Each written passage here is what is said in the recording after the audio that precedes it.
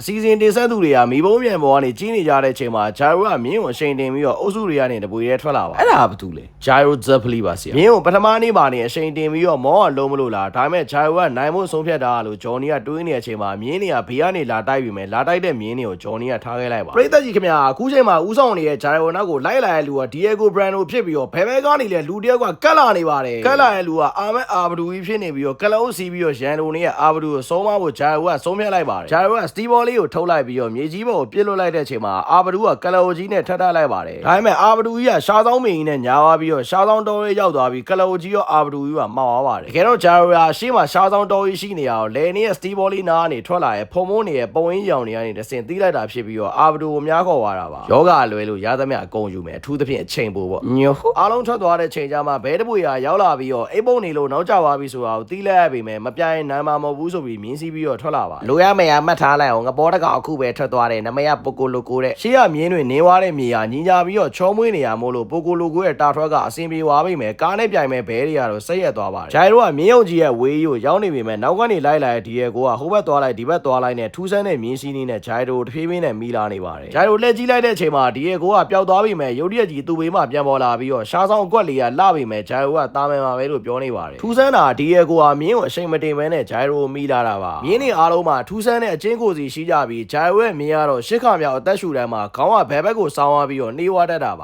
အဲ့လိုဖြစ်တဲ့အချိန်မှာအရှိန်ကိုနည်းနည်းလေးတင်လိုက်မယ်ဆိုရင်ဒီရဲ့ကိုရဲ့မြင်းကမပင်ပန်းမဲနဲ့ဂျိုင်ရိုရဲ့မြင်းကိုကြော်အားနိုင်ပါတယ်မင်းကအခုမှပြောပြနေလို့ဘာထူးမှလဲမြင်းနေရဲ့ကျင့်နေရကန်ကြမာလို့ပဲပြင်လို့မရအောင်ယထာဘောကကြည့်နေတဲ့လူတွေကတော့ပါမီရှင်လေးဒီရဲ့ကိုချီကျူးနေကြပါတယ်ပရိသတ်ကြီးခင်ဗျာအခုချိန်မှာတော့တရားကိုဖျက်ကြတော့မှာပါဂျိုင်ရိုကဗဲခရီမာအဲ့လိုကျင့်ရှိတာကိုမသိခဲ့ဘူးဒါပေမဲ့အဲ့ဒါကိုပြင်စရာမလိုပါဘူးလို့ပြောလိုက်ပြီးတော့စတီဘောလေးကိုထုတ်လိုက်ပြီးစပင်ရတဲ့ပါဝါနဲ့တရားကိုကန်လိုက်ပြီးတော့အပေါ်ခုန်တက်လိုက်ပါတယ်ရိမ့်ရိုင်နေပါလားဒီရဲ့ကိုအဲ့ဒါမင်းပြောတဲ့မင်းရဲ့အကျင့်သားလို့ပြောလိုက်ပြီးရဲ့နောက်မှာဂျိုင်ရိုကတစ်ဖက်ကိုရောက်သွားပြီးတော့တရားကပျက်စီးသွားတာမို့လို့ဒီရဲ့ကိုကတော့ဆက်သွားလို့မရတော့ပါဘူးဂျော်နီကတော့ဂျိုင်ရိုဘိုင်လုံးသွားရလဲဆိုတော့သုံးသပ်နေပါတယ်ယောနောက်ဆုံးတော့မြေရောက်ကိုမိလာပြီကွာဒီကောင်ကရှေ့ကနေအရှိန်နဲ့သွားနေလို့နောက်ကနေလိုက်လာတာကြောက်ကြီးဖြစ်နေပါလားဒါပေမဲ့အဖဒီလန်းကဖြက်လန်းမယ်ဗျမင်းတို့မြင်းနေကိုထိခိုက်စေချင်တော့လိုက်သွားကြဖို့ကွာငါကတော့ပြန်လဲပြီဟေ့ပိုကိုလိုကိုကလဲမထုံမဲနဲ့ကောင်းကင်ဘောကတိန်နေကိုရေတွက်နေပါတယ်ပိုကိုလိုကိုကဘေးတင်သွားမေးခဲ့ပြီးတော့အခုကနေစပြီးလာမဲ့နှစ်လအထိကကံအောင်ယုံပြီးစူးပုံနေနေတော့စူးမစူးမဲ့ဘွားရဲ့အထွတ်ထိပ်ကိုရောက်နေရလို့ဘွားတော်ကြီးကဟောခဲ့ပါတယ်လှုပ်ရှင်ရလို့ဘာမဆိုအဆင်ပြေမယ်လို့ဟောလိုက်တယ်အဖ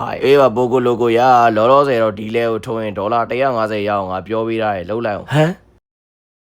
်ဘာဒီလေကိုထိုးရင်ဘယ်လောက်ရမှာအဲ့လိုနဲ့ပိုကိုလိုကိုကစတီဘော်ရန်နဲ့ကိုရောက်လာတာဖြစ်ပြီးကံကောင်းဆုံးလူသားဆိုပြီးတော့ကြောက်ကြီးကိုမြင်းကြီးနဲ့ခုံကြော်လိုက်ပါတယ်မြင်းကြီးကပြုတ်ကြတော့မဲ့အချိန်မှာကျိုးကိုသုံးလိုက်လို့စက်မန်ကပြောလိုက်တာမို့လို့ပိုကိုလိုကိုကလည်းကျိုးနဲ့ပေါ်ကိုတက်လာတဲ့အချိန်မှာစက်မန်ကပြေးသွားပါပြီဒီလူကဘလို့6တော်မျိုးတွေများပိုင်ဆိုင်တော့ပါလေဒါပေမဲ့ငါတက်လာနိုင်တာငါကံကောင်းလို့အဲ့လိုနဲ့ပန်းဝင်ဖို့၄မိုင်ပဲလိုတော့တဲ့အချိန်မှာဂျာယိုကပြေးလန်းကနေကွေ့သွားပြီးတော့တောအုပ်ထဲကိုဝင်သွားပါတယ်ဂျာယိုသွားရဲ့လမ်းကဖြက်လန်းဆိုပေမဲ့တစ်ပင်နေတစ်ကိုင်းနေစူးတွေခြုံနေပေါ်တာမို့လို့အနေများပါတယ်ဂျာယိုဒီထက်ပို့ပြီးဝေးဝေးသွားကိုင်းလို့မရတော့ဘူးသူ့နောက်လမ်းယော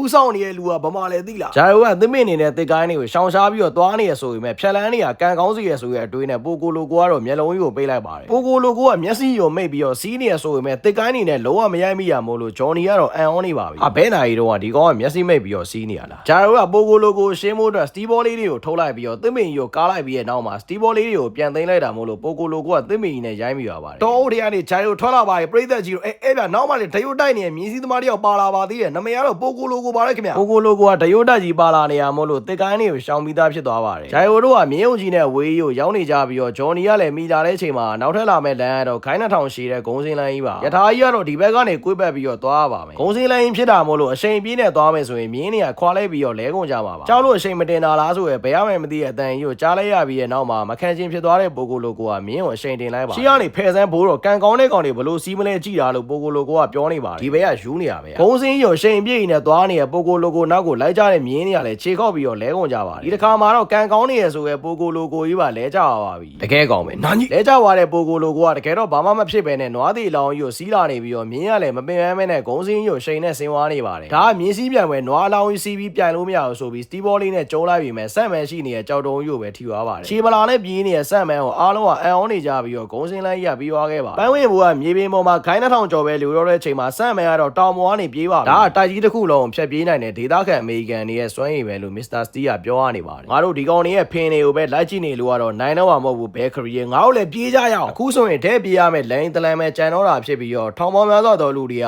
ပြေးတဲ့တစ်ချောင်းမှာလာပြီးတော့အားပေးနေကြပါတယ်ဂျော်နီရဲ့မြင်ကတက်လုံးကြံသေးရမို့လို့ကြံတဲ့ဂိုင်းနှစ်ထောင်ကိုအားကုန်ပြေးဖို့စဉ်းစားနေတဲ့အချိန်မှာနောက်မှကြံခဲ့တဲ့ဒီယေကိုကပြန်ပြီးလာပါတကယ်တော့ဒီယေကိုဟိုဘက်ဒီဘက်သွားနေတာရှေ့ကတိုက်နေတဲ့လေတွန်းအားကိုသူများမြင်နေနဲ့ကောင်းနေရပါဂျော်နီကစူချင်းကိုစိတ်ဝင်စားမယ်နဲ့စတီးဘောအကြောင်းပဲသိကျင်တာမို့လို့ဂျိုင်ကိုသိမဲ့ပြုအောင်လုပ်ရမယ်ဆိုပြီးမြင်းကိုရှိန်နေလိုက်ပါတယ်အဲ့ချိန်မှာတောင်ပေါ်ကနေပြေးနေတဲ့ဆမ်မန်မှရောက်လာပါပြီဆမ်မန်ကရှေ့ကနေဦးဆောင်နေပြီးတော့မြင်းနဲ့ဂျော်နီတို့လေးပွေကလည်းဆမ်မန်ကိုလိုက်နေကြပါတယ်အခုဆိုရင်တော့မြင်းတွေကဘေးချင်းကန်းနေကြပါပြီအော်စရာပဲဂျော်နီဂျိုးစတာမင်းဒီထီအောင်ရောက်လာတာပဲဒါနဲ့မင်းရွက်လွင့်ဘူးလားစမ်းချင်ပဲတိုက်ခတ်နေတဲ့လေတွေကငါတို့မြင်းတွေကိုနိုင်အောင်လုပ်ပေးမှလို့ပြောလိုက်ပြီးတော့ဂျိုင်တို့ကအားလုံးကိုကြော်တက်သွားပါတယ်ဂျိုင်တို့ကလေနေရဲ့စတီးဘောလေးတွေကိုတုံးပြီးတော့ရွက်လွင့်တယ်လို့အရှိန်တင်ပြီးတော့သွားနေတာကိုဂျော်နီကတွေးလိုက်ရပါတယ်အခုဆိုရင်ဂျိုင်တို့ဘယ်သူမှမမီကြတော့ပါဘူးအဲ့လိုနဲ့ဂျိုင်တို့ကထိတ်ဆုံးကနေပန်းဝင်သွားပြီးတော့စတီးဘောမရန်ပထမအဆင့်ရဲ့အနိုင်ရသူဖြစ်လာခဲ့ပါတယ်ဒါဟာဂျော်နီဂျိုးစားနဲ့ဂျိုင်ယိုဇက်ဖလီတင်ငယ်ချင်းနှစ်ယောက်တို့ရဲ့စတင်တွေးဆုံမှုဖြစ်ပြီးတော့ episode 1ကတော့ဒီမှာပဲပြီးသွားခဲ့ပါတယ်ကျေးဇူးအားပေးတဲ့အတွက်အားလုံးကျေးဇူးများတင်ပါတယ်